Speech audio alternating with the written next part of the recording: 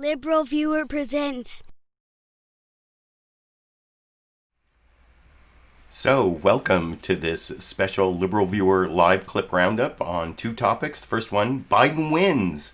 This is the video, this is the live stream I've been waiting to do when I was personally, I know none of the networks have called Biden winning, but I have been watching the networks. I've been looking at the state websites myself, and I'm going to show you a couple clips when Pennsylvania flipped early this morning that I think give me confidence Biden is going to be the eventual winner, assuming that we don't end up in some kind of surviving autocracy from Mosh, I guess. And I mean, unless there's some total autocratic move from Donald Trump, and or there's massive fraud that I have not seen or any evidence of. It looks to me, and I think the networks probably would have called it by now if they weren't so cowed by the attacks from Donald Trump, especially his so-called press conference last night where he took no questions. And that's kind of my second topic after I talk about why I am personally convinced Biden's going to win based on the math.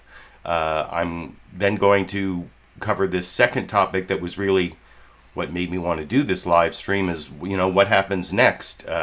And it's this interesting juxtaposition of the reaction of Fox News and MSNBC to Trump's 16-minute so-called press conference last night. I've titled that topic, Now MSNBC Hoping Fox News Saves Us from Trump's Final Meltdown. And Trump's Final Meltdown, what's going to happen between now and January 20th, 21. That's really what has me concerned now that I'm personally convinced to the 99% level that Biden is going to win. But I do like to start off my live streams with some political comedy. And the one thing I found amusing about this election is that I got some unexpected traffic on an 8-year-old video of mine. This video called Should Mr. Burns Endorse Romney? I put a link down in the video description to my video. And it was just like this funny video that The Simpsons put out on YouTube, or maybe on the Fox News page right before the 2012 election. And apparently somewhere people have said that the map in the background there, here's the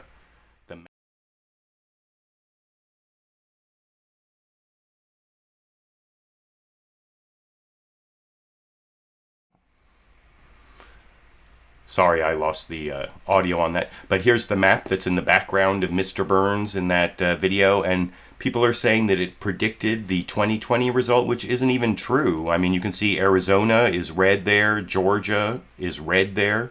And I believe Arizona and Georgia are both going for Biden. But I've gotten thousands of views on that video. Oddly enough, mostly in Turkey. All these people like commenting in Turkish, as far as I can tell, or I don't know what that's all about. But that's my political comedy for the 2020 election. Now I'm going to move on to two clips from this morning about 5:50 a.m. Pacific time, 5:50 something. This is when Pennsylvania came out with their votes, their latest vote count that flipped the lead in Pennsylvania from Trump leading to Biden leading. And if you're watching the math in Pennsylvania, and first of all, if you watch my live stream on Sunday, and I said that Pennsylvania was going to be the key state, whoever won Pennsylvania was probably going to win. And this was the moment when, when it actually flipped. It was actually yesterday. If you follow me on Twitter and Facebook, I put up a post that said that it was yesterday, it was more likely now that Biden was going to win Pennsylvania, Nevada, and Georgia than it is that Trump is going to win Arizona, because Arizona is still a little bit up in the air. Arizona might still go to Trump, but it doesn't really matter if Pennsylvania is going to Biden. Pennsylvania, if Trump doesn't win Pennsylvania, he's not going to win, and guess what? He's not going to win, as you can see sort of in the subtext of what they said on MSNBC on Morning Joe, and then in the faces of the Fox and Friends anchors, especially Ainsley Earhart. Watch Ainsley. Well, I'm going to show you the MSNBC first, then the Fox and Friends. But here's MSNBC this morning on Morning Joe. Steve Kornacki, who I was just watching MSNBC. I think he might be getting some sleep now because they had Ali Velshi up at the map. But Steve Kornacki has done like an amazing job. He seems like he's been up for days, and here he is at like 5:50 a.m. Pacific this morning talking about the flip in Pennsylvania that I will talk about with you a little more after we watch it together over here. Jacob, I'm going to interrupt you. Jacob, I'm sorry. I got to interrupt you here. Steve Kornacki has the results from Pennsylvania. Steve, refreshing, recording right now. What do you have? Okay, Willie, and these are coming directly from the city of Philadelphia's website. They are not quite in our system yet, so I'm going to tell you what we have here. The new total, let me call up Philadelphia.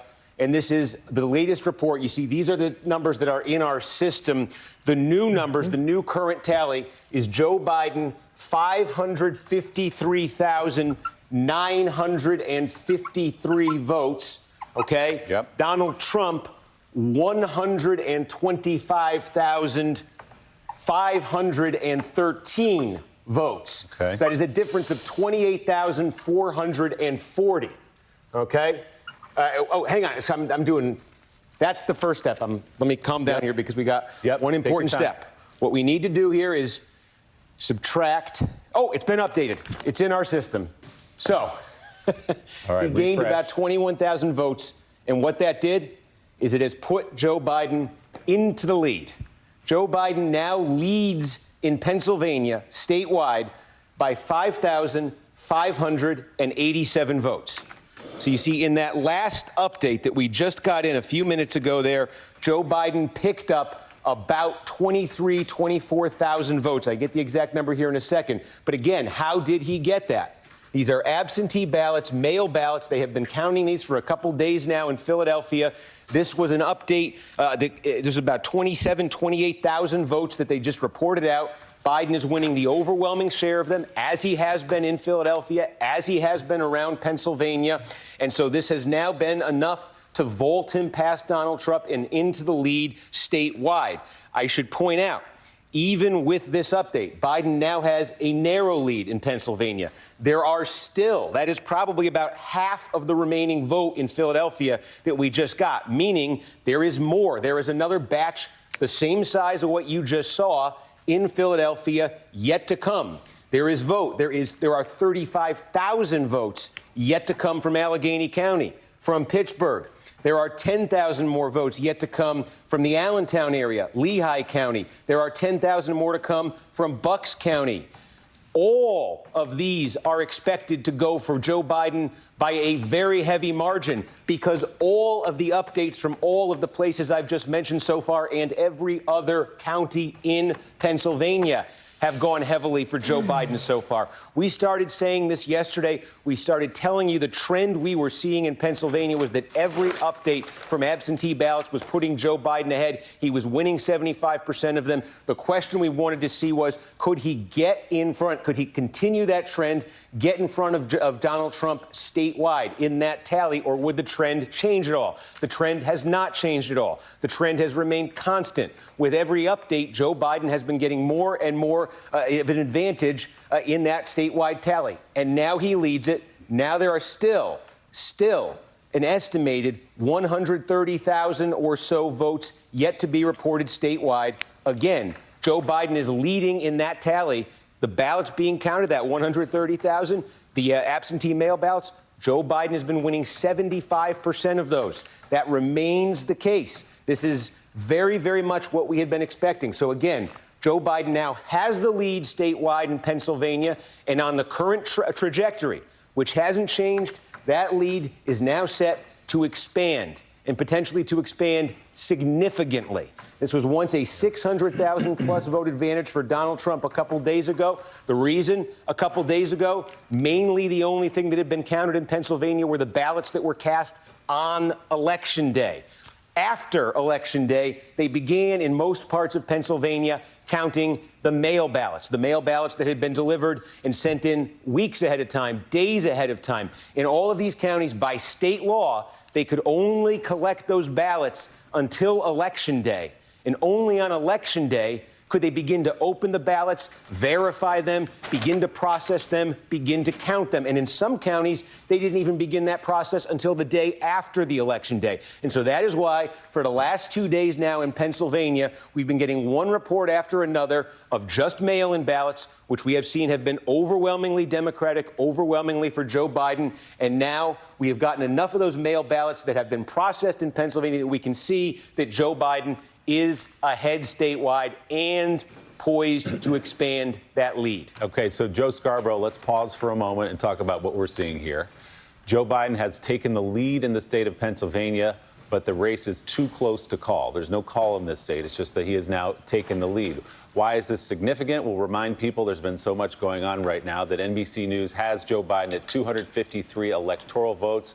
There are 20 electoral votes available in the state of Pennsylvania. If he were to take that state, it would put him over the top and make him the president-elect. And as Steve has pointed out to us all morning, Joe Biden is dominating the mail-in vote at a rate of 75%, and that's what's left out there. So as more comes in, you would expect that lead for Joe Biden to grow. It will, and I'm sure the decision desks, not only at NBC News, MSNBC, and at the other networks, are going to wait for a few more of these votes to drop. If they continue to see trends and continue to see that lead go to 10,000, 20,000, and continue to see, even in the rural parts of Pennsylvania, Joe Biden continuing the trend of picking up, on average, 75% of the mail-in votes across the state, then I'm sure at some point later this morning, if the votes keep coming in, keep getting reported, they will give Joe Biden Pennsylvania and will move Biden over 270. So there you can see Morning Joe this morning talking about Biden going over 270, how they said this morning they thought that the decision desk at MSNBC might call it for Biden, and that didn't happen.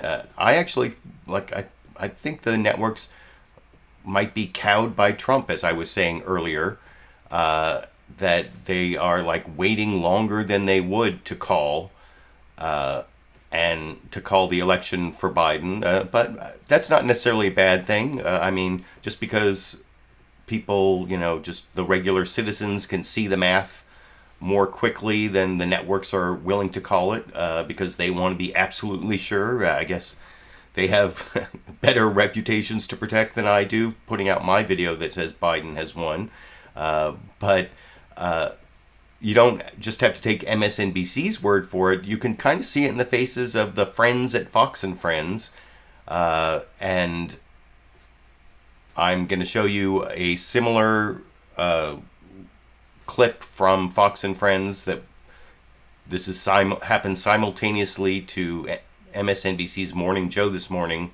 This is where they report that Biden has overtaken Trump in Pennsylvania. And by the end of this clip, you'll also see them talking about how sometime this morning, sometime today, the election could be called. They know that a Biden victory is in the cards. They just aren't telling it to their the people watching their broadcast, I guess, as I will discuss with you a little more after we watch that clip together from Fox and Friends this morning that played simultaneously with the MSNBC Morning Joe clip over here.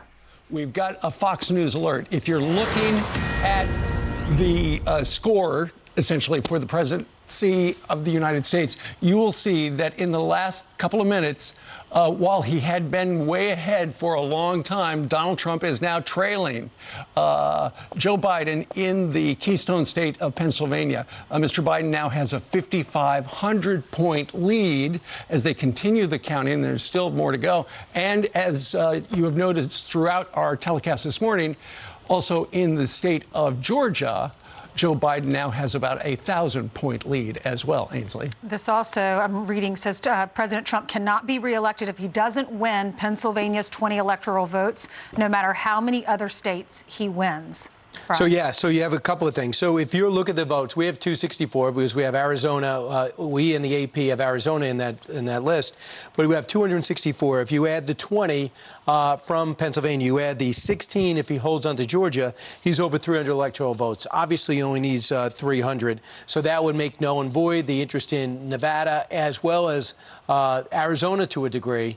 What Arizona brings to the table. So Arizona, right now, the president trails by 1.5 there. So this is significant. Now, keep in mind when it comes to Georgia, as we announced earlier, part of the ballot collecting is the 9,000 military ballots that have not been counted yet. They came overseas, came in time, but have not been counted. Some have from overseas, but the military have not. And it's conventional wisdom. Most polls reveal that he gets most of those votes, so that could affect Georgia. Sure.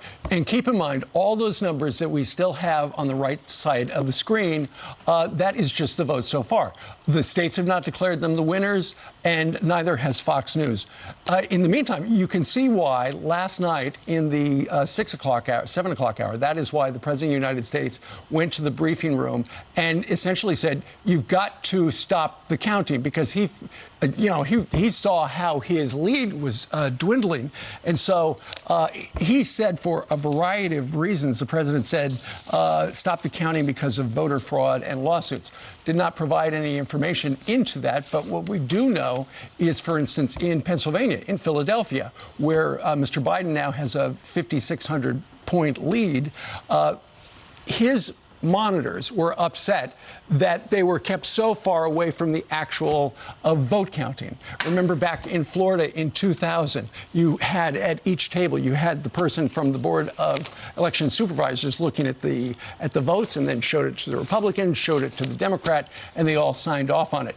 This case in Pennsylvania this year, all of the monitors are kept at a great distance, and they were complaining. A judge yesterday said, hey, why don't you guys work this out, come up with something. Eventually, they came to the compromise that they can be 6 feet away, but as Pam Bondi, who is one of the monitors, said, okay, we're 6 feet away from the action, but the real action is the voting machines and the tabulators, and they're in the back of the room, and we can't see those, Ainsley. There was another win for the president in the courts yesterday. The judge said that some of the ballots that were lacking the voter ID information, they must be set aside in the state of Pennsylvania. But look, this is still too close to call in that state. We just wanted to break in and let you know that the number had been updated, and Joe Biden is now in the lead in Pennsylvania. To your point, Brian, in Georgia, look at the number to the left of you, the Georgia number, Brian, plus 918 for Biden. But when those military votes come in and they're counted, 9,000 votes, that can make a big difference for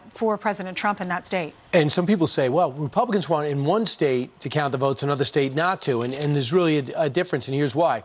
In Nevada in particular, the president's saying, wait a second, you have these mail-in votes. There's a legitimate reason why we need to examine whether these votes were coming from outside, and also whether from dead people, because it's the first time he ever did, and there's some discrepancy there.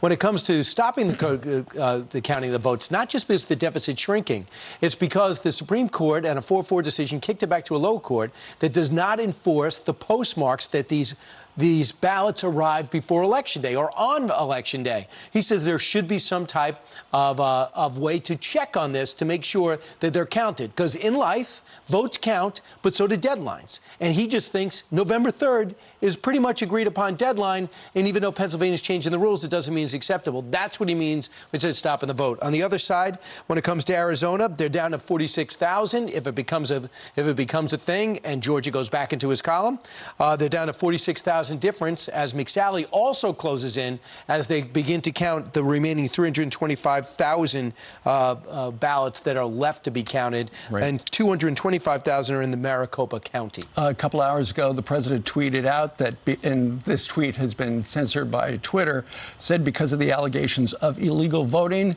the U.S. Supreme Court should decide the election. Of course, it was flagged by Twitter. Given the fact that the president had leads in all 4 of those states and now only has a lead in one of them, don't be surprised if there is some sort of movement on behalf of one of the states in the next hour or two to try to declare a winner of the presidency. Of course, our decision desk is taking a look at all of the information, and they'll weigh in when it's appropriate. Is there a chance that we can have a decision today? Absolutely. Yeah, Right. there's a chance. It's got to be started. And that was the end of Fox and Friends. If I kept playing it, because I recorded on my TiVo, I would have had to go to the America's Newsroom program to get the very end of that. But you can see there that they also expected that the race would be called by their decision desk sometime today. That's another piece of evidence that backs up my theory that the networks are holding off just because they want to be like extra sure before they call Pennsylvania and therefore call Biden the winner. But, like I said, I can do the math and look at the number of uncounted ballots and where they come from, and the percentage of those ballots that are going to Biden. Basically, as you saw Steve Kornacki talking about in the previous clip, the day of vote was heavily Trump, and the mail-in vote that they're counting now is like 70-80% Biden vote. So the Biden, there may be some provisional ballots. I heard something about that right before I came on the air or for my live stream, so that might be something. But it basically, like I said at the beginning, looks like 99% likely that Biden will be declared the winner of Pennsylvania sometime in the next couple days, maybe even today. Maybe by the time I upload the premiere video, the recorded version of this live stream, I noticed I've been having stream errors. I don't know why that is, but I apologize to the live viewers if you can even hear me now, because it keeps cutting in and out.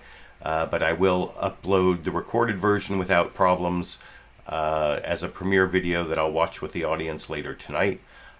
And that actually gets me. I don't know if I've convinced everyone that Biden has won this election. And, I did see Sexy Bob just gave me a super chat contribution saying things will get better if Trumpies and QAnon don't start killing us. Well, that's one of the things I'm going to talk about in my second topic. That's actually kind of a good segue. And since I'm going to be uploading the recorded version, and no one will be able to see Sexy Bob's super chat contribution. I'm slowly taking a screenshot as I talk to you of Sexy Bob super chat. And just so the people who are watching the recorded version of this show can see that super chat contribution from... Where'd it go? Where did I put it? Oh, here we go.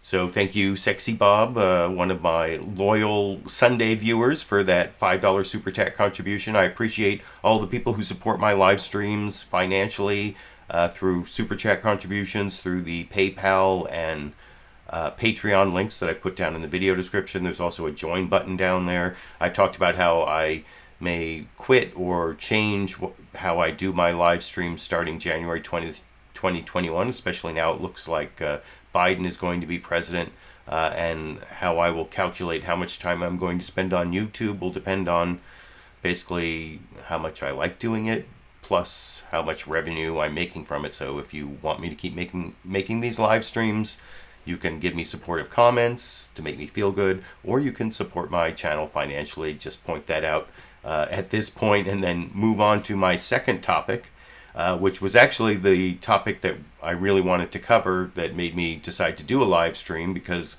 my prediction that Biden's going to win, that is basically a prediction anyone could make just by looking at the math of where the outstanding ballots are and what percentage of those ballots Biden has been winning. And basically Biden's going to win Pennsylvania. Biden's going to get over 270. I believe Biden's going to have over 300 electoral college votes, possibly the same number Trump won by in 2016.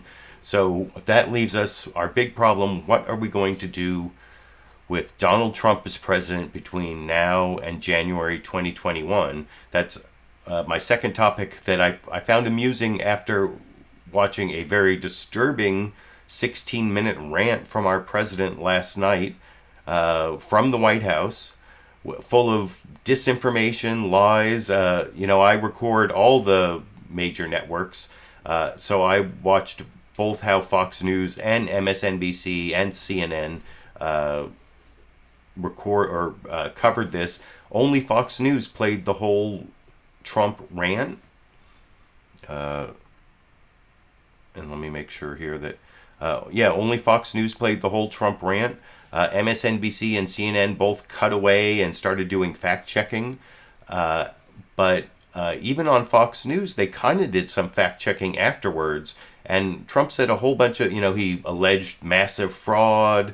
He claimed there was this conspiracy between the media and big tech and the Democrats to steal the election from him. There was a huge amount of lies and disinformation, and I mean, it attacks the integrity of our democracy. Not a good thing, but there are a lot worse things Trump might do as he goes through his meltdown. Is he ever going to concede? You can let me know down in the comment section if you think Trump is actually eventually going to give a concession speech, which I can't imagine him doing, but I mean, I suppose it's possible. But before I get to how MSNBC and then Fox News reacted to this rant from Trump last night, I actually want to watch it with you. I want to play you the entire 16 minutes, 43 seconds. It's public domain video from the White House. It's an historical record that we're all going to be living with for the next couple months. This is the beginning of the Trump meltdown. And I guess regarding my previous topic about Biden winning the presidency, in some ways this is kind of evidence, additional evidence that Biden is winning, because Trump sounds like a loser here. He sounds like he knows he's losing. That's what this whole tirade is about, this whole meltdown is about, that I will talk about with you a little more. And then actually I'm going to show you how MSNBC and Fox News responded to this Trump meltdown that foreshadows our next couple months in America. Like I said, I will talk with you a little more about it after we watch it together. All 16 minutes and 43 seconds together over here. Thank you very much. Thank you.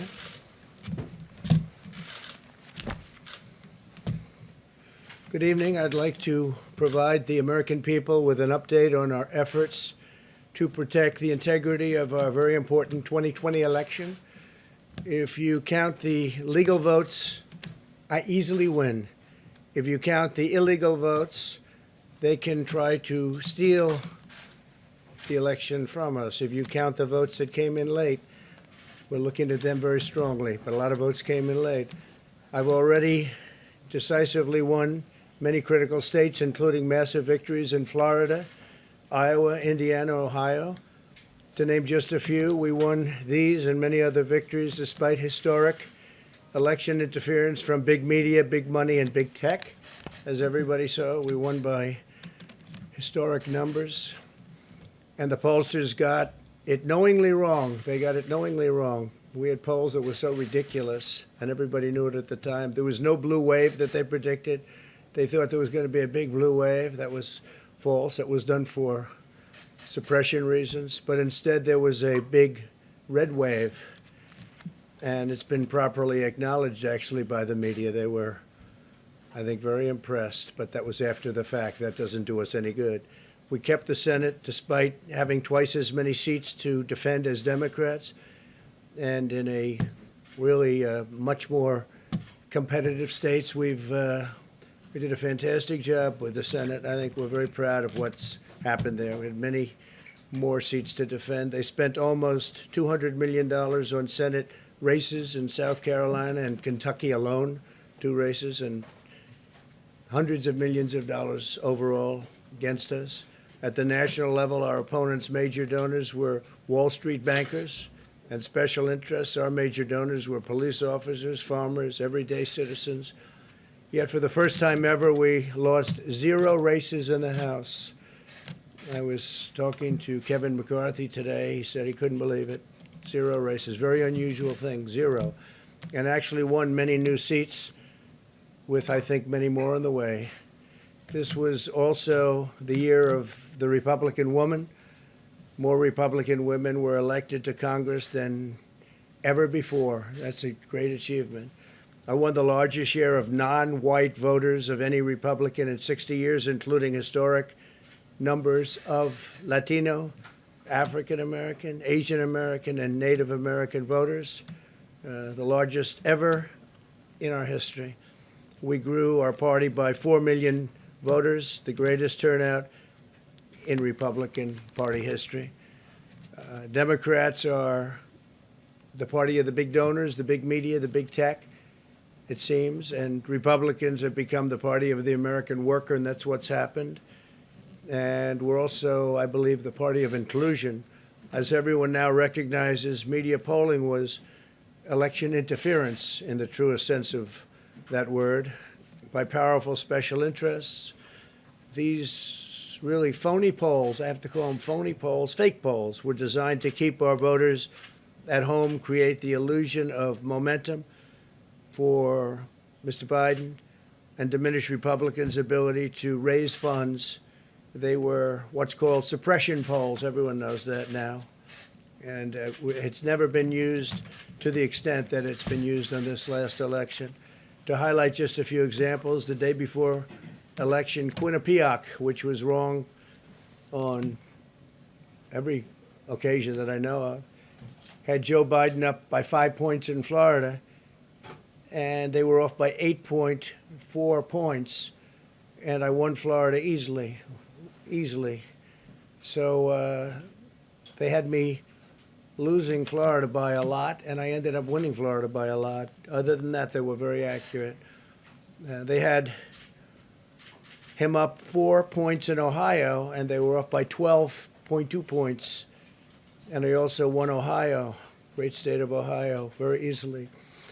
The Washington Post had Biden up 17 points in Wisconsin, and it was basically even. They were off by about 17 points.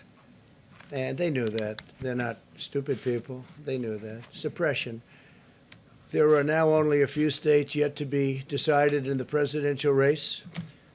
The voting apparatus of those states are run in all cases by Democrats. We were winning in all the key locations by a lot, actually. And then our numbers started miraculously getting whittled away in secret. And they wouldn't allow legally permissible observers. We went to court in a couple of instances, and we were able to get the observers put in. And when the observers got there, they wanted them 60, 70 feet away, 80 feet, 100 feet away, or outside the building to observe people inside the building. And we won a case, a big case, and we have others happening. There are lots of litigation, even beyond our litigation. There's tremendous amount of litigation generally because of how unfair this process was. And I predicted that. I've been talking about mail-in voting for a long time. It's really destroyed our system. It's a corrupt system. And it makes people corrupt even if they aren't by nature. But they become corrupt. It's too easy. They want to find out how many votes they need, and then they seem to be able to find them. They wait, and then they find them. And you see that on election night. We were ahead in vote in North Carolina by a lot, tremendous number of votes. And we're still ahead by a lot, but not as many, because they're finding ballots all of a sudden. Oh, we have some mail-in ballots. It's amazing how those mail-in ballots are so one-sided, too. I know that it's supposed to be to the advantage of the Democrats, but in all cases, they're so one-sided.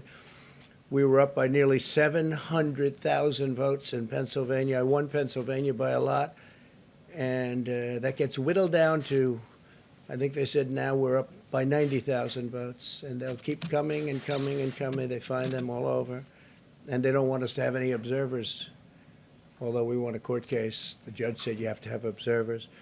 Likewise in Georgia, and they're appealing. Actually, they're appealing. We won a case that we want people to watch, and we want observers and they're actually appealing, which is sort of interesting. I wonder why that appeal, that all we want to do is have people watch as they do the vote tabulations.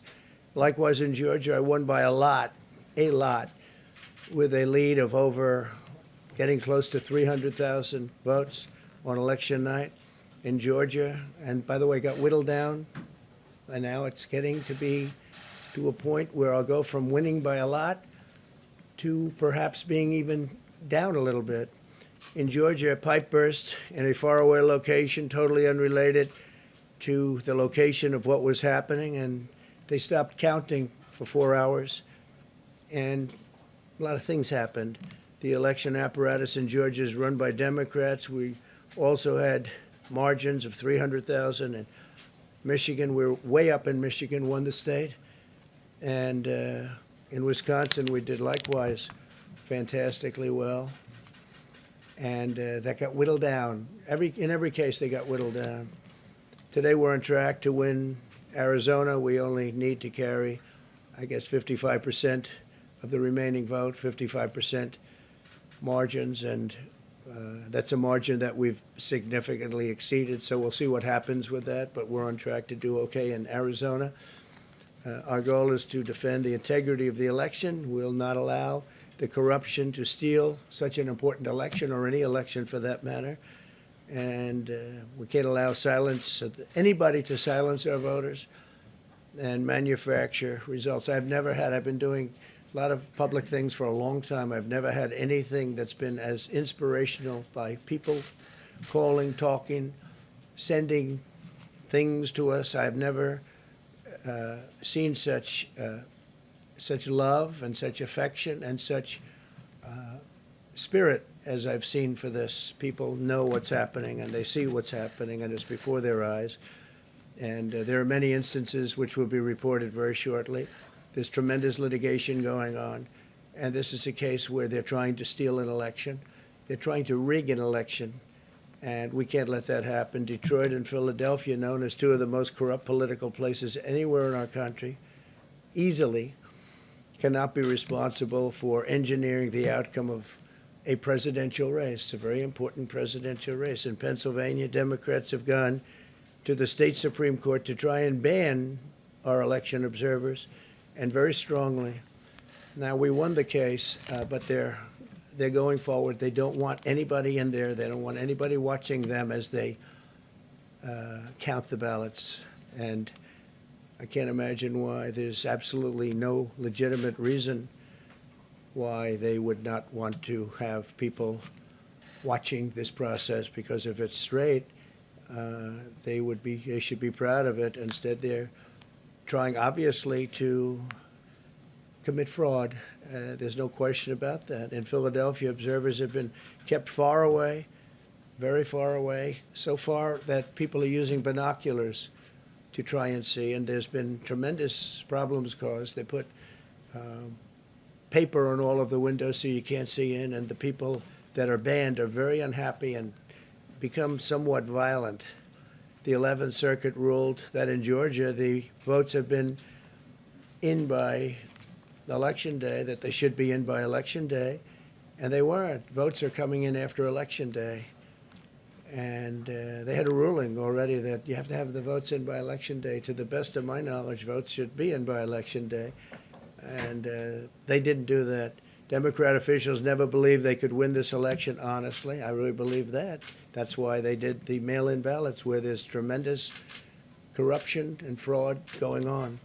That's why they mailed out tens of millions of unsolicited ballots without any verification measures whatsoever. And I've told everybody that these things would happen because I've seen it happen. I watched a lot of different elections before they decided to go with this big, massive election with tens of millions of ballots going out to everybody, in many cases totally unsolicited. This was unprecedented in American history. This was by design, despite years of claiming to care about the election security. They refused to include any requirement to verify signatures, identities, or even determine whether they're eligible or ineligible to vote. People are walking in there. They have no idea. They're just taking The numbers, they're writing down things, the workers, and doing a lot of bad things. And we have a lot of information coming and litigation that you'll see that will shake even you people up. And you've seen it all. The officials overseeing the counting in Pennsylvania and other key states are all part of a corrupt Democrat machine that you've written about. And for a long time, you've been writing about the corrupt Democrat machine. I went to school there, and I know a lot about it. It hasn't changed. It's a long time ago, and hasn't changed. It's gotten worse. In Pennsylvania, partisan Democrats have allowed ballots in the state to be received 3 days after the election. And we think much more than that. And they're counting those without even postmarks or any identification whatsoever. So you don't have postmarks, you don't have identification. There have been a number of disturbing irregularities across the nation. Our campaign has been denied access to observe any counting in Detroit. Detroit is another place, and I wouldn't say has the best reputation for election integrity. Poll workers in Michigan were duplicating ballots, but when our observers attempted to challenge the activity, those poll workers jumped in front of the volunteers to block their view so that they couldn't see what they were doing. And it became a little bit dangerous. One major hub for counting ballots in Detroit covered up the windows again with large pieces of cardboard. And so they wanted to protect and block the counting area. They didn't want anybody seeing the counting, even though these were observers who were legal observers that were supposed to be there.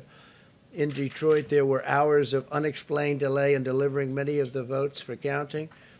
The final batch did not arrive until 4 in the morning, and even though the polls closed at 8 o'clock. So they brought it in, and the batches came in, and nobody knew where they came from.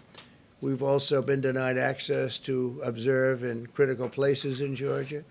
In multiple swing states, counting was halted for hours and hours on election night, with results withheld from major Democrat-run locations only to appear later. And they suddenly appeared, and they all had the name Biden on them, or just about all. I think almost all.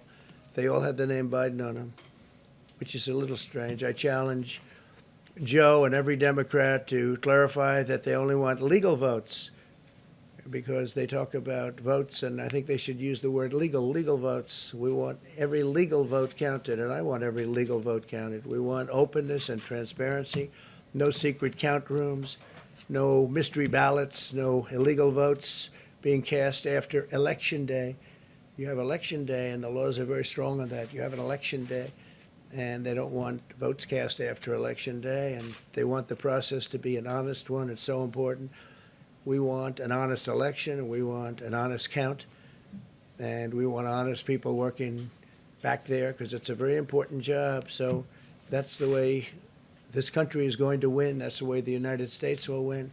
And we think we will win the election very easily. We think there's going to be a lot of litigation because we have so much evidence, so much proof, and it's going to end up perhaps at the highest court in the land. We'll see.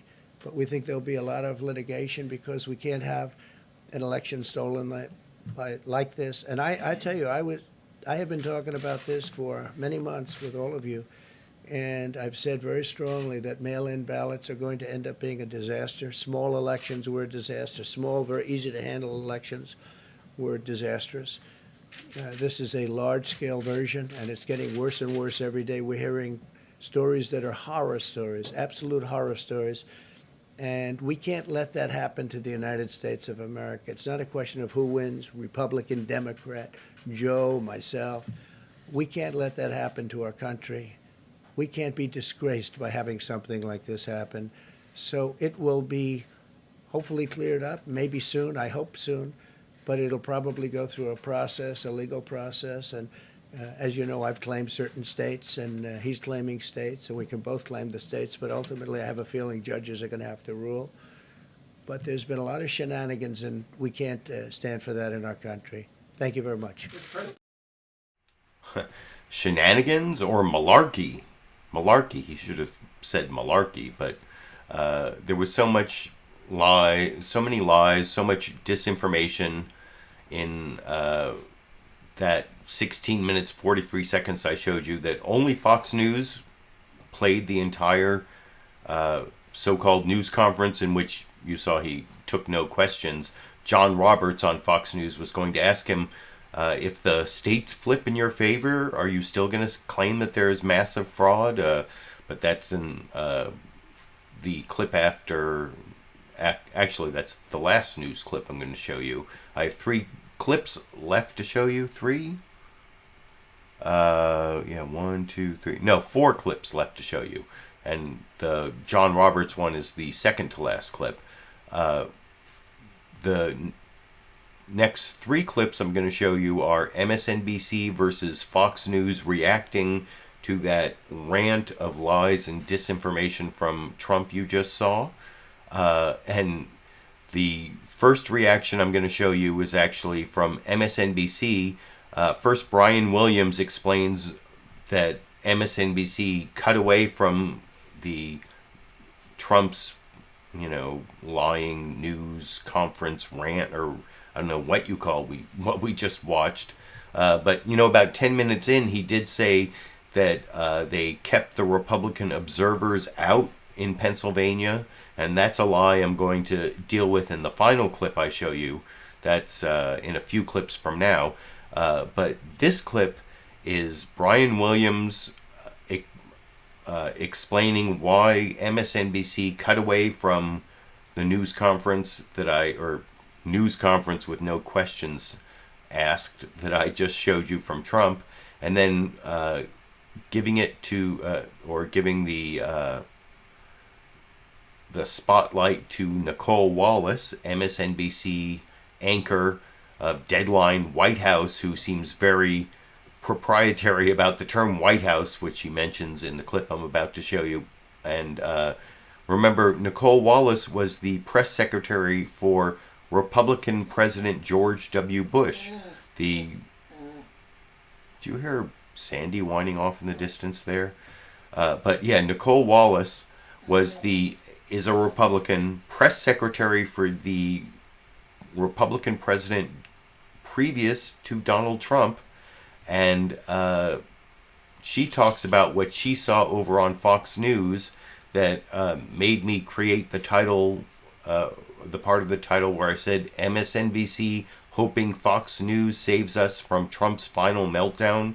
Well, that's what you're going to hear from Nicole Wallace in the this is from the readout, I guess, is where I recorded this from, but I'm not going to show you Joy Reid, but it's, and I'm going to juxtapose it with what they did on the story with Martha McCallum over on Fox News. But anyway, here's the MSNBC reaction to what we just watched, the lies, the disinformation, and then Nicole Wallace's hope that I think is totally bogus, that Fox News is going to save us from the Trump meltdown, that I will discuss with you a little more after we watch that clip together over here. And Nicole, a word about our decision to dive out of the president's remarks. It was not done as a stunt or out of theatrics. We just can't have it. It was not rooted in reality. And at this point in where our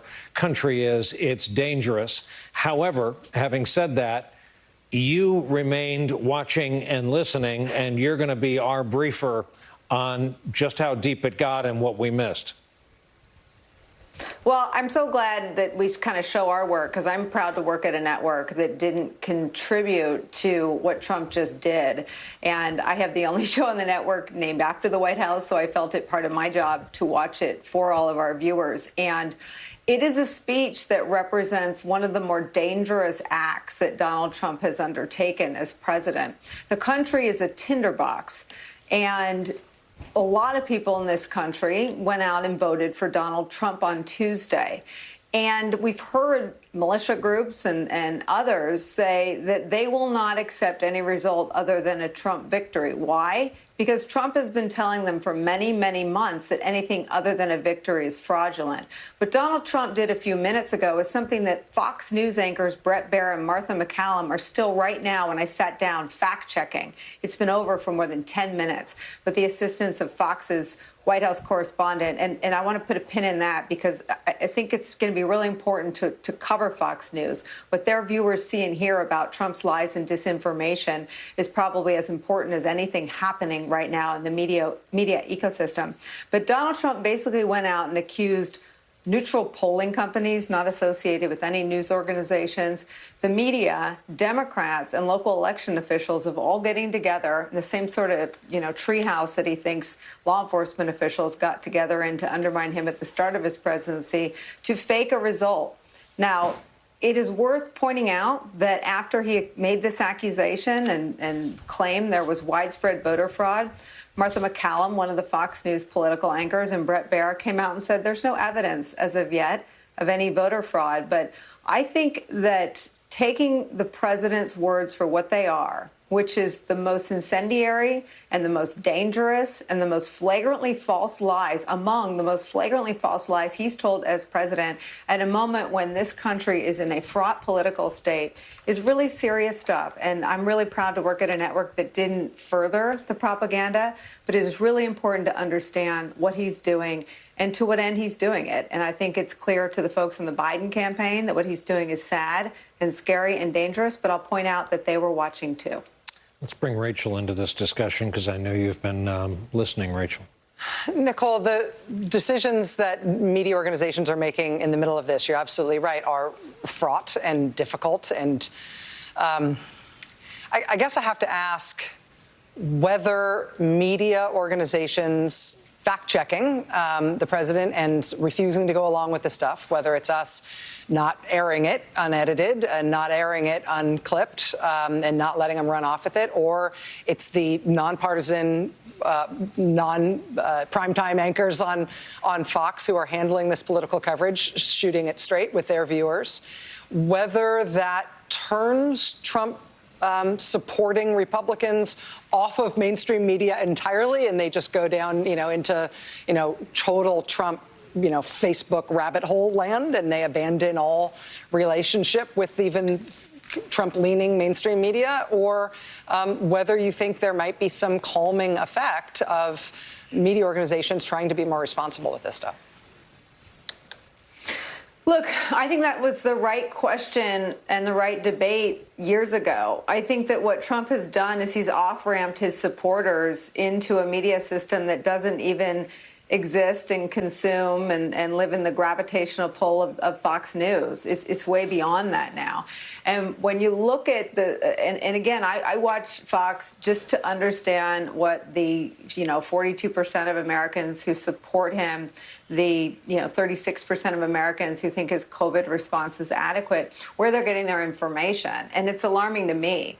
But beyond Fox News are far more it's a genre that's far more in line with science fiction. And the problem that I think we're all going to have is sort of tracking the information loop. And I think Joe Biden's campaign, whether they like it or not, they work for a man whose first goal is to unite the country. That is what he says he wants to do. And so I think the reason they're keeping an eye on Trump and on this coverage over on Fox tonight is because if you want to unite the country, you have to understand what the other half thinks. And we're in this period now where Donald Trump just said on national television from the White House that he does not accept the results as he's seeing them come in. The results are coming in because of the kinds of things that Republicans did. In Pennsylvania, there's no one leading. It's just what's been counted. And what was counted was day of election day vote. And then what's being counted is absentee and mail-in vote. And that's the way the Republicans wanted it. No one's ahead or behind it. It's about what has been counted and what has not been counted. The voting is over. But Donald Trump has pushed a years-long stream of really dangerous propaganda. And, I monitor the Trump boys on Twitter, and they were raging against the machine today that no elected Republicans were at war with them. It strikes me that Joe Biden ran a campaign against Donald Trump. Donald Trump has run a war against the truth for 5 years. And that is sort of the battlefield that I think we're playing on in these days. I saw a bunch of attacks on Nicole Wallace in the live stream comment section while I was watching that clip with you, basically saying she worked for George W. Bush, who was a war criminal, which, there is some significant evidence for that argument. And I've been doing YouTube videos long enough that you can go back and watch some of my videos about George W. Bush. You know, I've been doing this since 2006, so I did talk about how there were possibly 1 million people killed in the Iraq War that George W. Bush started as a reaction to Osama bin Laden's attack on the World Trade Center that had nothing to do with Iraq. And Donald Trump actually supported the war on Iraq and then later claimed he didn't support it, but has done a lot to destroy or to attack. That's the one good thing Donald Trump has done in the last 4 years, is to create an even larger rift between the Trumpist populist wing of the Republican Party that is going to continue to exist after Trump's defeat, and the neocon wing, and some of those have become never-Trumpers like Bill Kristol and a whole bunch of the Iraq War enthusiasts. And I look forward to the Republican Party fighting for many years to come between the Trumpists and the pro-Iraq War neocons, and may they fight within the Republican Party for decades until that party exists no more because of, well, now I'm going off on my own tangent, but Nicole Wallace, she does represent at least the anti-Trump wing of the Republican Party, which, even though I'm not a fan of George W. Bush, I didn't call him a fascist like many people did. War criminal, that actually could be true. The thing that really disturbed me about George W. Bush after 9/11 was when he asserted the right of the president to detain people indefinitely without asserting that they had committed any crime. Jose Padilla was the case that really disturbed me early on in the post 9/11 George W. Bush era, but Trump is so much worse. Obama didn't even repudiate that, but talking about tangents, that's a huge tangent. The subject I'm actually trying to cover is, you saw there that Nicole Wallace, as an MSNBC anchor, was asserting this MSNBC hope. I don't know if maybe it's too much to attribute her thoughts to MSNBC, but they were talking about how Fox News did some fact-checking on our current president, Donald J. Trump, and his 16-minute, 43-second video I showed you that was full of lies, misinformation, and I don't know what to call it, but I don't think Fox News is really at the point where they're totally saying Trump is a liar and Trump is, they did a little fact checking, and so I cut the Fox News reaction to that Trump press conference into 2 clips. I don't know how long Nicole Wallace was watching, but probably not more than the 5 minutes, 15 seconds I'm going to show you here, where, she talked about how Bret Baier and Martha MacCallum were doing fact-checking, but it wasn't even that great in the first 5 minutes after Trump talked, that I will talk about with you a little more after we watch that clip together over here. Trump. Yeah, the president coming out and basically saying that he believes the election has been stolen. He didn't take any questions, Brett. People yelling them on his way out the door. Yeah, he said big media, big money, big tech, and pollsters, suppression polls, essentially have affected this race. He said from the beginning, also talked about several lawsuits that have already been launched and many more, he says, that are coming, challenging the handling of the ballots in various states, alleging that things are happening in these states. Those state registrars and secretaries of state are pushing back on that so far. Yeah, he keeps talking about the fact that later on, more votes kept coming in. We know that the mail-in ballots were announced after the day of ballots, which was the order that we were told that would happen in. But he says we have so much evidence, so much proof that the election was stolen. So that is what will need to be produced, if indeed it is there. Stealing an election, corruption, leveling a lot of charges. The president of the United States, who we haven't heard from really since the early morning hours after the election. And now this battle continues with his campaign fighting in numerous states. So to our local Fox stations, we will now return you to your regular programming tonight. Our coverage continues live on the Fox News channel, though. I'm Martha McCallum in New York.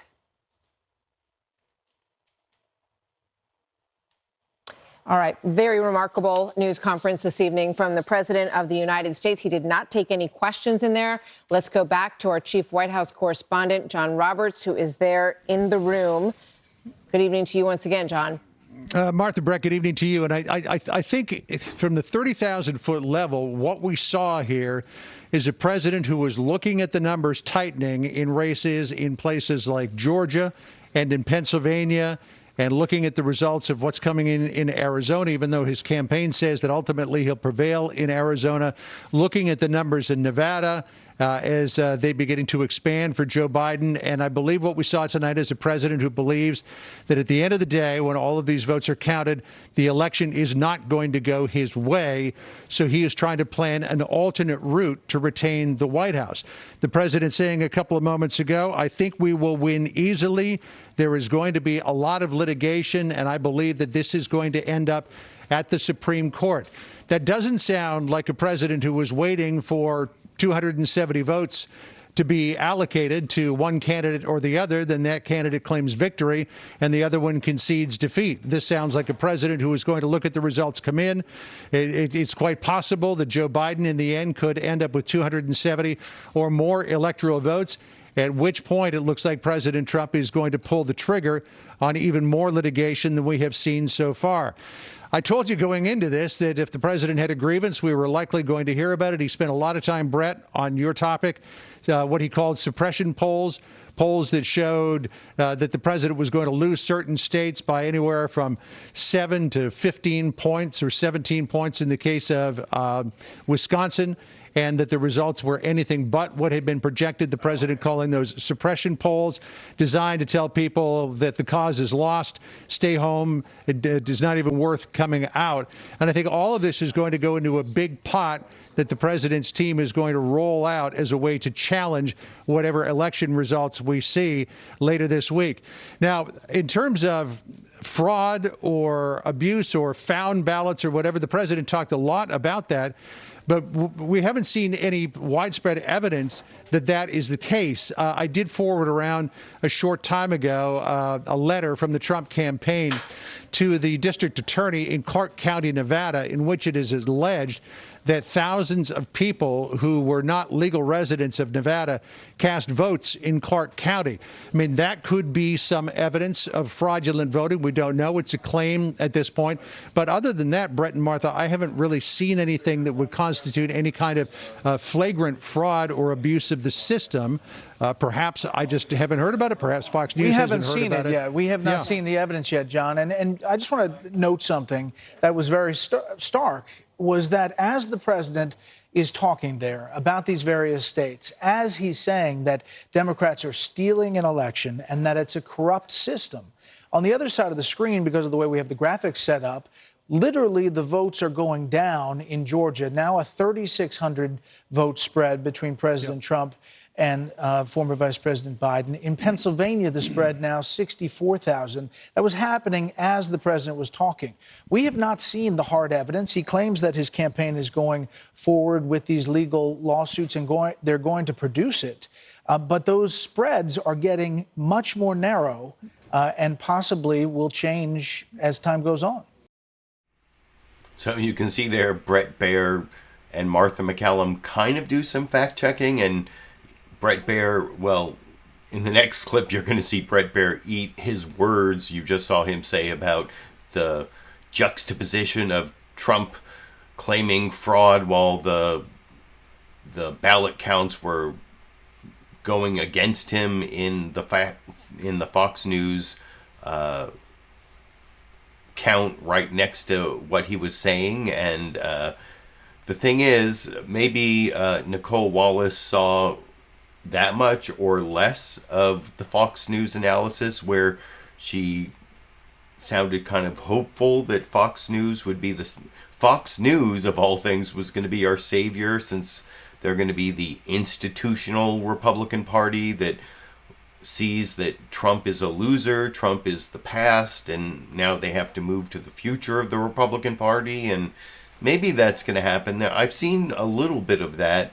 I mean, as I often talk about in my Sunday live streams when I talk about Fox News bias, you can read this book over here by Gabriel Sherman called The Loudest Voice in the Room, that tells you about how Roger Ailes created Fox News to be the propaganda arm of the Republican Party. Or, I've been making Fox News bias videos since 2006. I have like over 200 examples on my Fox News bias playlist.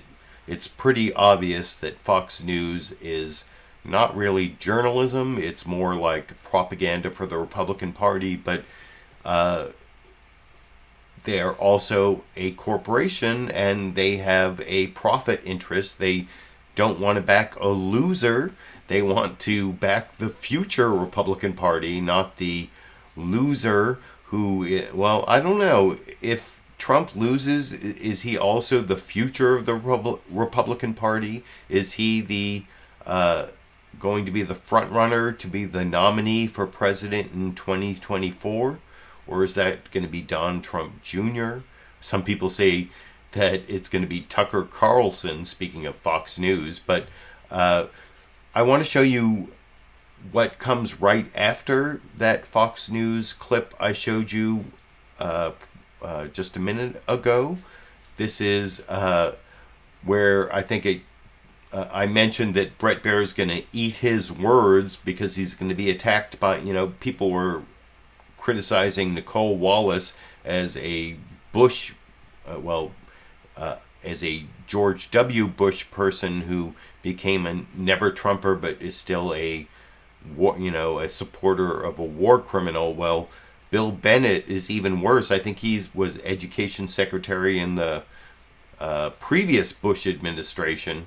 And Bill Bennett is all in with Trump and does some fact-checking of the Fox News fact-checking you saw in the last clip. Oh, I've got Dash and Sandy here together. Well, I have a Dash clip and a Sandy clip that occurred during my show here that I'm going to show you at the end. But now Dash is there and Sandy's there, maybe while we watch this final. Well, it's not the final Fox News clip, but the final part of Fox News's reaction to Trump's rant of disinformation last night that Nicole Wallace was so happy about, but doesn't end so happily in the second part of that analysis. I don't know. There's a cat right there. I hope he doesn't knock over the camera. I'll deal with it while we watch that clip together over here. And again, all Joe Biden has to do is turn one of those states blue, Nevada, Arizona, Georgia, North Carolina, Pennsylvania, and he gets to 270. And so when he gets to 270, clearly, I would think the Biden campaign, now Joe Biden said, let's wait for it. So maybe he'll wait for the vote to be complete in all of the states. But what the question I wanted to ask the president was, well, let's say over the course of the next 72 hours, the vote goes your way and you end up with 270, will you claim victory? The president clearly didn't take any questions. But I don't know if Joe Biden, if he wins one more state, will come out and say, that's it, I'm the winner, we're going going to start building a transition team, which I'm sure that he's already doing as well, because that would be the prudent thing to do, because if a court decision goes your way, you want to make sure that you're not suddenly 4 or 5 weeks behind. I believe that even happened in 2000. The transition teams were up and running on both sides. Certainly President Bush said that he was doing it. But I don't know that the Trump campaign is going to respond to that favorably, or if they're going to say, we're not accepting the results of this election, and here's the litigation with which we are going to show that the election turned out a different way. And I have no idea what evidence they would possibly present to back up that case that any court would look at and say, you know what, you're right. I mean, clearly back in 2000, when they had the recount in Florida, there was evidence. There were ballots that you couldn't read properly, those butterfly ballots. You remember this all too well, Brett. Dimpled chads, hanging chads, solid evidence of votes that were either legitimate or not legitimate. And there was arguments on both sides. And this was argued by two of the finest attorneys in the country at the time, Ted Olson and David Boies, at the Supreme Court. And ultimately, the Supreme Court said, stop the counting. But in this case, we don't have any of that evidence that they had back in 2000. So I'm not sure how the president makes the case, but I can tell you this, that he has got teams of legal people who are working on that at this moment. Yeah, and we see the letter that you mentioned, John, which with regard to Nevada, and this is really the first piece of any evidence that we know that the Trump lawyers have put forward, which is that they say 3,062 voters who moved from Nevada before the election still cast ballots in the election. They do not attach those lists here of who those voters are, proving that they did actually place a ballot. But that's the kind of thing that you would need to see in large numbers in all of these places to, would have to make any kind of impact. It would have to affect the spread in those races. Right now, the Nevada lead for Joe Biden is 11,438. If I could just add to that, I'm told that there are thousands more names that will be submitted to the district attorney in Clark County as well. I have not seen that list. Someone is working on a redacted version of it that I hope to get at some point, but they do say that they have thousands of names. They're starting off with a tranche of 3,000 names. There will likely be thousands more. I'm also told that the Trump campaign has the names of people who are deceased that had a ballot cast in their name. So we hope to see more about that as this case begins to unfold. Yeah, I mean, that's the kind of thing you need to see. That's actual evidence of the kind of things that are being suggested here. John, thank you very much. Let's bring back our panel. Bill Bennett, former education secretary, host of the Bill Bennett podcast. Mara Liasson, national political correspondent of National Public Radio, and Bill McGurran, columnist for the Wall Street Journal. Okay, Mara, your thoughts on what you just heard from the President of the United States. Yeah. Well, what I just heard was a lot of charges. We haven't seen the evidence yet. And when he says that the Georgia count, which John just explained was his numbers are going down as he was speaking, he said this system is controlled by Democrats.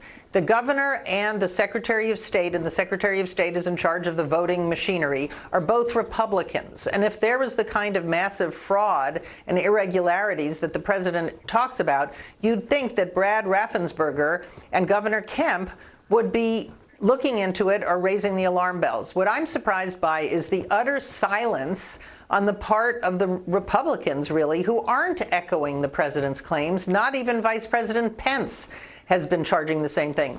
So he's got a ton of lawyers, a lot of money to bring these cases. Go forward, bring the evidence, let a court look at it, and see what they think. Yeah. Bill Bennett? And that's what we're waiting for. Bill Bennett, your reaction to what we just heard from the president, who said that I won Georgia, I won Michigan, I won Wisconsin, and then it got whittled down. Yeah, well, the president firmly believes he does, and I do as well. But let me just say, it doesn't depend upon the president's feelings. And with all due respect, Brett, whom I respect enormously, you and John both talked about the numbers going down as he was speaking, and that having some effect on him. Well, it may have some effect on him. It may be depressing him, probably should be depressing him, but that's totally independent of the truth of things. And though John Roberts hasn't seen the evidence yet, doesn't mean that there isn't evidence. John cited Florida, But, you know, that wasn't solved in a day or 2 days or 3 days. We remember how long that took. So I agree with Mara. If there is evidence, and I believe there will be, it should come forward. I think there's this very important and consequential circumstantial evidence that courts can make serious inferences from. Large batches of votes with not a single one for Donald Trump, and, you know, go where the evidence leads. But it's a little early to say, well, they haven't proved anything yet. No, they haven't proved anything yet. It takes a while to make a case. And no, the president is not going to say, well, if I declared the winner, I want to challenge it in court, because that would be even-handed. He doesn't think it was stolen from Biden. He thinks it was stolen from him. Yeah, and I think I understand what you're saying, pretty Bill. good arguments for that. My point Okay, was the visual of when he's making this case that the election's being stolen and it's a corrupt system. The visual on our screen showed real time, as he was talking, votes leaving his column in Georgia, in Pennsylvania, and it was happening real time. I was just referencing the image. So at the end there, did you see Bret Baier kind of eat his words from the previous clip about the juxtaposition of Trump claiming fraud while the votes were slipping away from him, and basically how the Fox News data was contradicting the claims of the president? And in the more important part of that last clip, I think what Nicole Wallace was claiming in the MSNBC clip about how Fox News was going to save us from Trump's meltdown. Well, I think Bill Bennett did fact-checking of the Martha McCallum, John Roberts, and Bret Baier fact-checking in the previous clip. Although John Roberts did some more fact-checking, I don't know which way it's going to go. It's kind of up in the air, but for us to be depending on Fox News to save us, well, you did also hear Nicole Wallace and Rachel Maddow in the clip before last talk about how Fox News isn't even really the main information source of the real right-wing QAnon people. It's even way beyond that at this point. Even Donald Trump is saying, what's happened to Fox News? I watched him on Fox and Friends last week, before the election, in an interview claiming, I think I talked about this on my live stream on Sunday, where he's talking about how Fox News has left him. He can't even believe that's like the big difference between 2016 and 2020 is he doesn't have the full support of Fox News anymore. And I guess those last two clips show that at least there's some controversy on Fox News as to whether Trump is, our king god, our cult leader who all should bow down to and, kneel before Trump, kneel before Zod. He is not Zod. He's not a superhero. Actually, I think he is starting to become a sore loser man, for those who remember the 2000 electoral controversy where they turned Gore Lieberman into sore loser man. Now we have Biden-Harris, and I haven't even talked about how Biden wins means that Kamala Harris is going to be the first woman, the first African American, the first Southeast Asian to be on a national ticket to be elected vice president, maybe turning out to be the person most likely to be president after Joe Biden. Who knows? But that's also big news. But finally, before I finish my news clips and show you videos of Dash and Sandy coming into the room while I was doing the show, that's the best I can do in terms of a Dash and Sandy or Dandy clip. I want to show you one more piece of evidence that I think shows that Fox News is not going to save us from Trump's final meltdown. that we're going to have to experience between now and January 20th, 2021, when I think inevitably Joe Biden is going to be our next president. Thank God.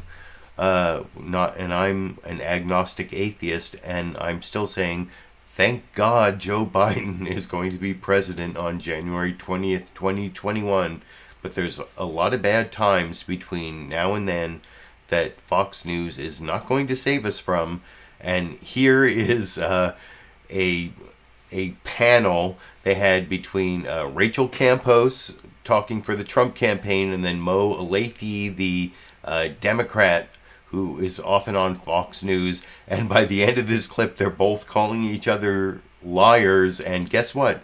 The Trump spokesperson is the liar, as I will explain to you after we watch that final news clip together tonight. Over here. Rachel, your thoughts at this hour as, again, we wait to hear from those officials in Pennsylvania as Joe Biden takes the lead there. My thoughts are that I am still upset that we had universal voting, that the coronavirus was used in that manner in order to use universal voting, where all ballots are sent out to everybody on the voter rolls, when we know that is ripe for corruption and abuse. And we know that Donald Trump and also A.G. Barr back in September in a heated debate on CNN talking about how there is a great history of corruption and abuse of this kind of a system, and that it was new, and that the states were not prepared to do this and to handle the kind of corruption that can happen with it. So I don't think that Joe Biden winning potentially, as Mo says, 270 votes is going to quell the concern that so many Americans have that their votes were nullified by this kind of abuse. And also, I'd like to ask Mo what he thinks about Democrats telling, basically defying a court order, telling them that they need to allow Republicans in to look and observe the count. How does he defend that as a Democrat? Mo? Well, I'd be very concerned about it if there was truth to it. The truth is, but what do you mean there is and this truth has been to it? debunked time and time again. Let him answer, Mo. There's time. Rachel, don't interrupt me. Don't interrupt me. Go, Mo. Time and time again, all of these baseless allegations of fraud have been proven to be baseless. The bottom line is Republicans were in the room. Okay. Right? In I some of these states where people were turned away was because too many were sent in. But they were an equal number of Democrats and Republicans watching these election returns. Hold on. And you can lie all you want about it, but it doesn't make it true. I'm not lying. So this is obviously a heated debate that's going to continue for some time as these states do their own research into what is happening. Mo, obviously, that is the talking point that we continue to hear. And Rachel, yours on the right as well. Ooh, you hear Sandra Smith at the end there use the QAnon phrase, do their own research or do your own research. Well, maybe that was just a mistake on her part, but you also saw at the end there where Mo Olathe and Rachel Campos each called each other liars. You're lying. No, you're lying. But guess what? It was the Republican who was lying. I researched this extensively, this claim you also saw from Trump about 10 minutes into that 16-minute, 43-second rant I showed earlier, where full of lies and misinformation, including his claim that Republican observers were excluded in Pennsylvania. And I even saw Rudy Giuliani claiming those votes have to be thrown out because there weren't legal observers there. And, well, there's a reporter tweeted who was in court in the Eastern District of Pennsylvania, where Jerome Marcus, the attorney for the Trump campaign, was pinned down by the judge, where, if you're a lawyer talking to a judge, a lot of people think lawyers are, I'm a lawyer, so I practice in court, and I know that you actually have a duty to tell the truth to the court. Many people think lawyers can lie as much as they want. No, it's not true. Witnesses, of course, can lie under oath, but they can be charged with perjury or whatever. But the lawyers can't say things that they know are not true. They can't present facts they know are not true to the court. And so I think the Judge Peter Diamond pinned down Jerome Marcus. You can see this is from this. You can see this is from the reporter Kadim. Judge Paul Diamond to the Trump campaign lawyer Jerome Marcus, are your observers in the counting room? Trump campaign, this is Jerome Marcus, there's a non-zero number of people in the room, and then if you keep scrolling down, it's, I'm asking you as a member of the bar of this court, are people representing the Donald J. Trump camp for president representing the plaintiffs in that room? Trump campaign lawyer, yes. So, yeah, the Trump campaign lawyer admitted when he was required to by the judge as an officer of the court, he admitted all the time there were Trump campaign representatives in the counting room. So that was totally bogus. Who was the liar? It was Rachel Campos. It was not Mo Alathe. And I even saw Eric Shawn later, the Fox News reporter Eric Shawn, doing that same fact check. I don't know why Sandra Smith was saying, well, you've got your talking points, Democrats, Republicans, you've got yours, because her job is to be a reporter of the news. So there, I just showed you Fox News bias. But anyway, that is the end of the news clips I have to show you for people who are waiting for Dash and Sandy or Dandy clips.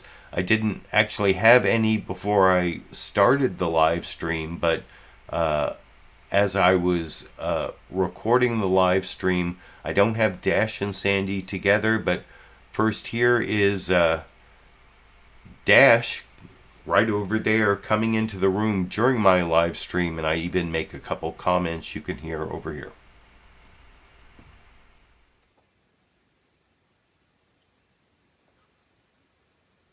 Dash, you want to come watch Trump rant about how he lost the election because of fraud?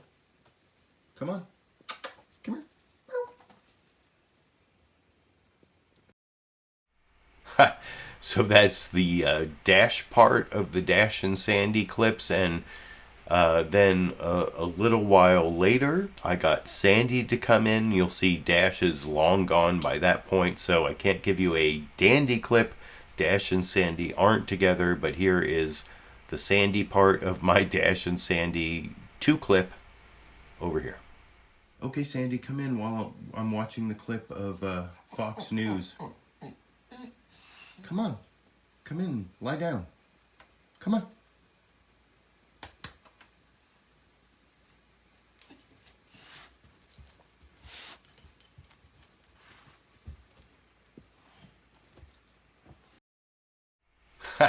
So, like I said, I don't have Dash and Sandy together, but I do have both of them coming in during the show, and I made comments that made it pretty clear that I was recording things that happened while we were watching together.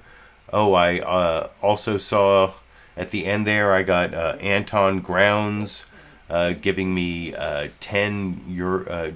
Is that 10 euros? I can't even watch your videos for years, but it's must be 10 pounds, UK pounds.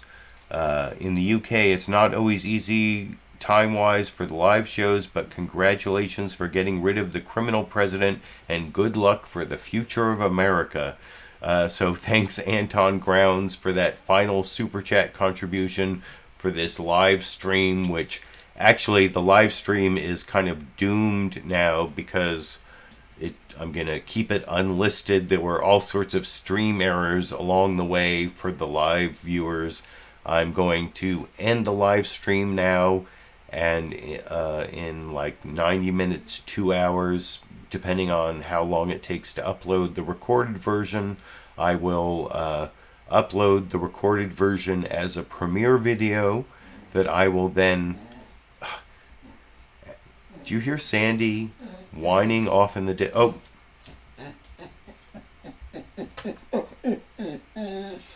Sandy is right here whining because it's actually an hour before dinner time because of daylight savings. Now she's lying down, but why can't dogs understand daylight savings? But anyway, thank you, Anton Grounds, for that final Super Chat contribution.